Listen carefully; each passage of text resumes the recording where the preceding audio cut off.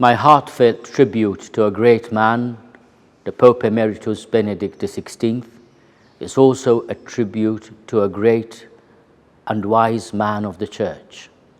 He dedicated his life to teaching, to study. In his great humility and wisdom, he was a great servant of the people of God. His experience at Vatican Council II opened up to him his mind and his heart to the great horizons of the Catholic world and to the people of God around the world.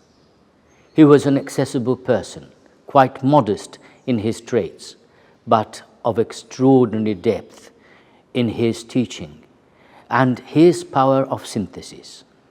We Maltese will always remember Pope Benedict for the great gift of canonizing our saint, St. George Preca, and also for his visits to the islands of Malta in 2010.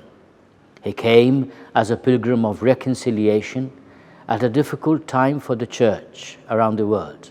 He came with his humility, with his wisdom, with his candor, with his modesty. He left an indelible mark in our hearts.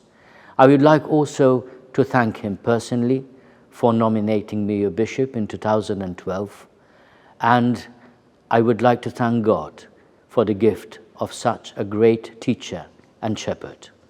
May Lord, in his mercy, grant him eternal peace.